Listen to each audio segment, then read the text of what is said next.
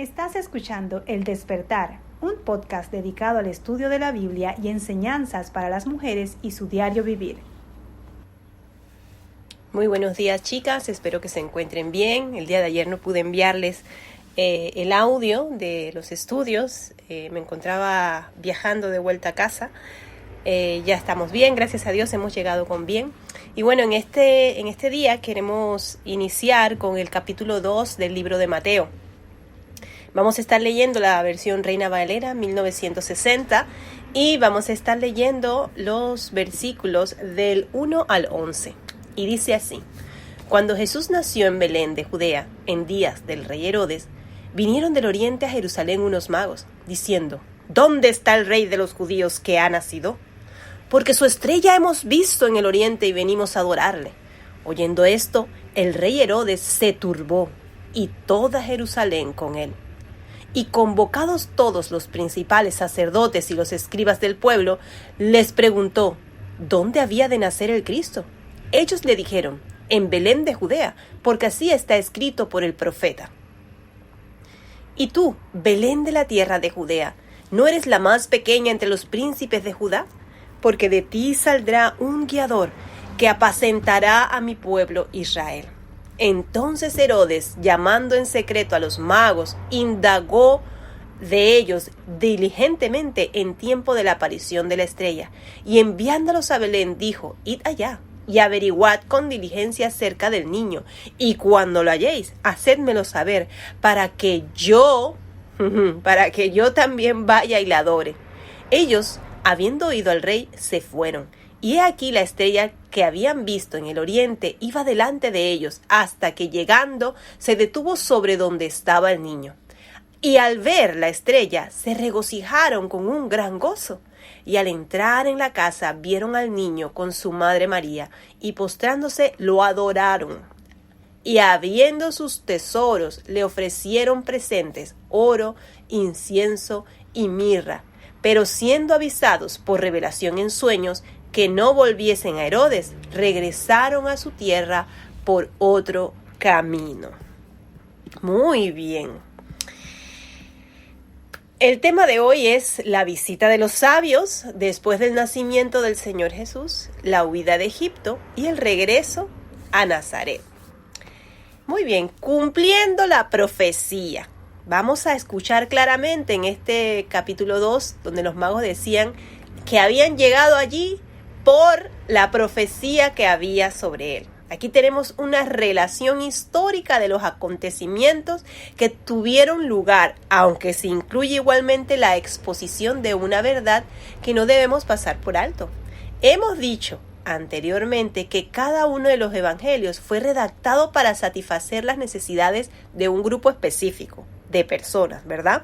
Y que Mateo escribió a la nación de Israel, que estaba formada por personas con una mentalidad religiosa.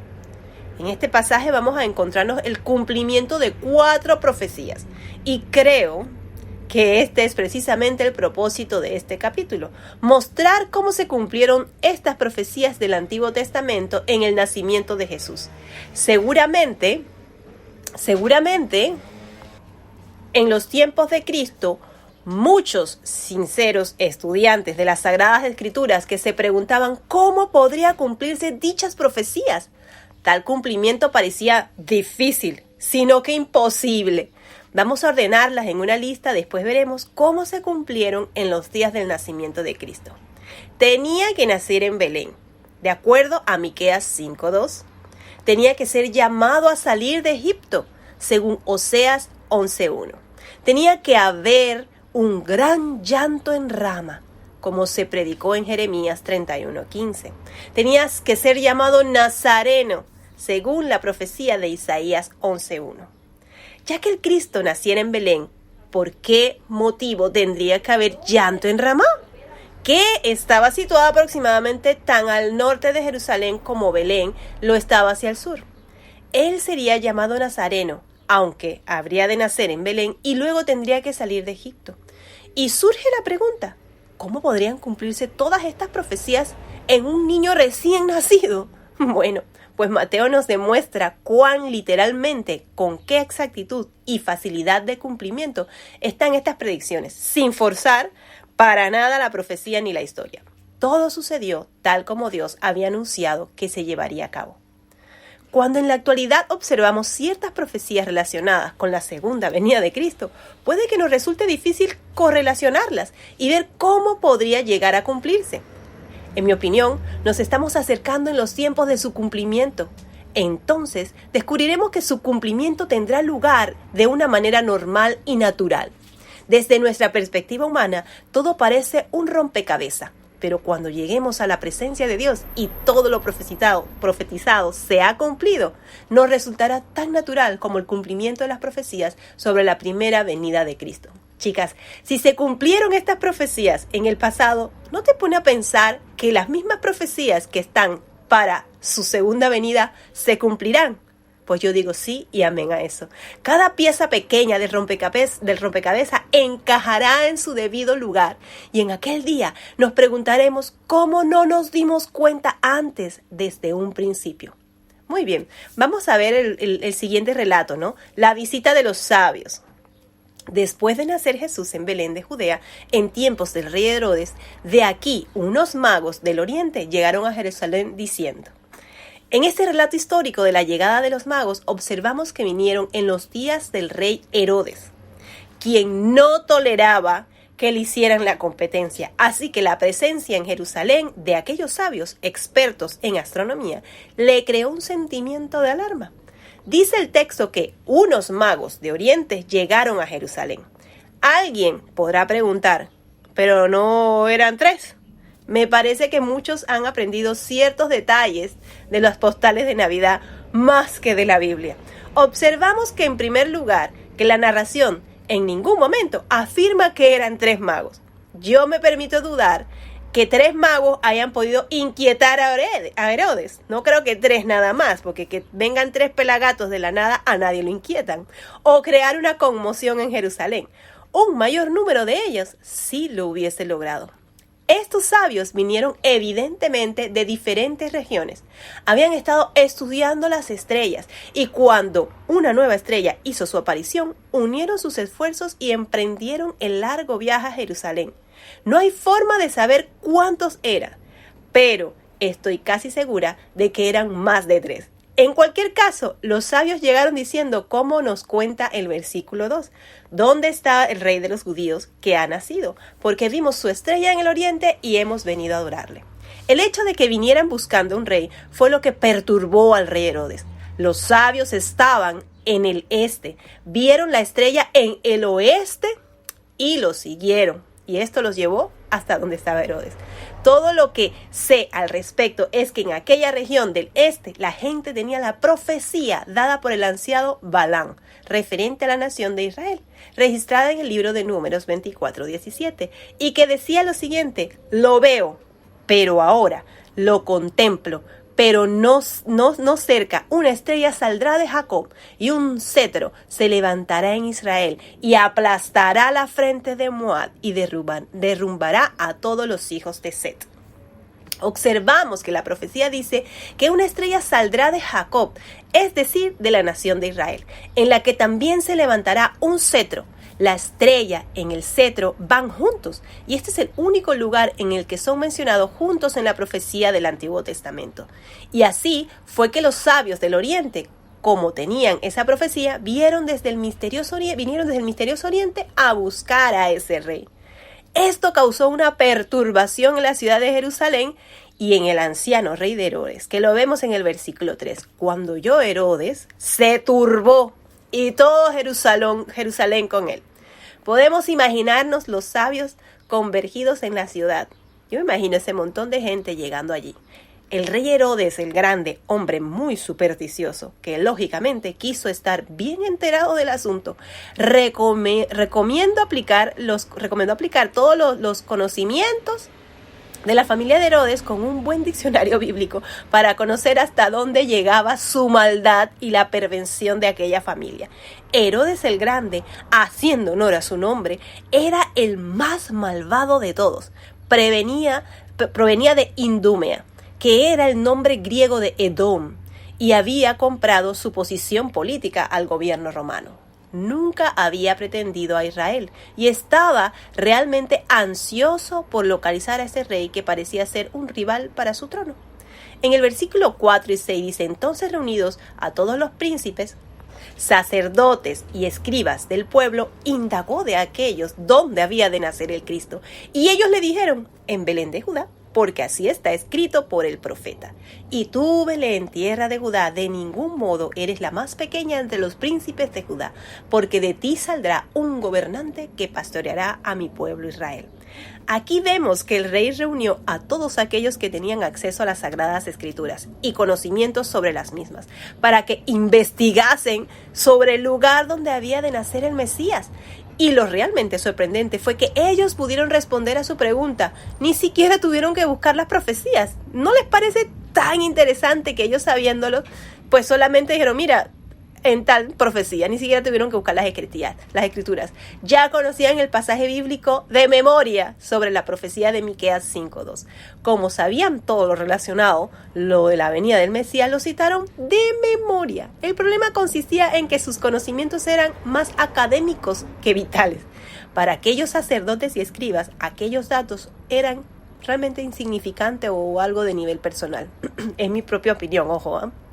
Era como tanto que conoces la historia contenida en la Biblia de algunas verdades objetivas, pero ello no lo transmite un mensaje personal ni de carácter espiritual. Y ya que los escribas conocían también las Sagradas Escrituras, uno hubiese esperado que se hubiesen acercado a aquellos magos diciéndole: hey, ¿dónde estás? Yo quiero ir contigo. Pero no, eso no fue lo que ocurrió. En cuanto a nuestro tiempo, me pregunto, ¿cuántas personas están realmente esperando la venida del Señor? ¿Tú lo estás esperando? Hablamos mucho de este acontecimiento y solemos estudiar mucho las profecías, pero estimada amiga, de verdad, ¿te agradaría ver al Señor ahora mismo? Supongamos que Él se presenta hoy mismo donde tú te encuentras, irrumpiendo en tu situación y en tus actividades que estés realizando. ¿Tendrías que interrumpir Él alguna acción u ocupación? ¿Te sentirías inclinada a seguirle? ¿O te agradaría esa visita por un momento un poco oportuno? ¿Te agradaría que Él estuviera acercándose a ti? ¿Qué harías? Ahora, en el versículo 7 dice: entonces Herodes llamó a los magos en secreto y se cercioró con ellos del tiempo en que había aparecido esta estrella. Bueno, haré ahora una afirmación que trataré de aprobar más adelante. La estrella había aparecido en el cielo nocturno, algún tiempo antes de que los sabios llegasen a Jerusalén. Recordemos que ellos hicieron habían hecho un largo y difícil viaje en camello. En mi opinión, no llegaron a Jerusalén hasta al menos un año después de la aparición de la estrella. A medida que recorrían aquellos largos y agotadores kilómetros, se habían aferrado a la esperanza de ver a aquel quien presentaría sus regalos. Tomemos nota de que Herodes, según traduce una versión, indagó diligentemente de ellos acerca del tiempo de la aparición de la estrella en el cielo. Recordemos este detalle, que será un factor importante más adelante en la historia. Así Herodes les envió a Jerusalén. Leemos en el versículo 8. Enviémosles a Belén, dijo, y id y buscad con diligencia al niño, y cuando encontréis, avisadme para que yo también vaya y le adore. Él estaba siendo tan astuto como la antigua serpiente. Y esto es precisamente lo que Herodes era. Por supuesto que nunca hubiera encontrado al niño enviando soldados a Belén, pues en ese caso el niño habría permanecido escondido. Estas palabras nos muestran claramente su forma de ser, pues lo que realmente deseaba era matarle. En el versículo 9 y 10 leemos: y habiendo oído el rey, se fueron. Y aquí la estrella que había visto en oriente iba delante de ellos, hasta que llegó y se detuvo sobre el lugar donde estaba el niño. Cuando vieron la estrella, se regocijaron de sobremanera con gran alegría. Vemos que la estrella apareció otra vez. Creo que ellos debieron haber estado viajando mucho tiempo sin ver la estrella. esto pudiera ser una respuesta a la pretendida explicación de que en cierto momento hubo una conjunción de algunas estrellas. Mateo da a entender que se trata de una estrella extraordinaria. En realidad era una estrella sobrenatural. Yo me imagino que era señora estrella, enorme, muy diferente a las demás. Fue un hecho milagroso para que hoy no necesitábamos encontrar una explicación. Ahora bien, muchos astrónomos creen, podría haber tenido un lugar en aquella ocasión, un importante movimiento de los cuerpos celestes que pueblan el firmamento. Es lógico pensar que cuando Jesucristo vino, el cielo y las estrellas reaccionaron de alguna manera ante su llegada.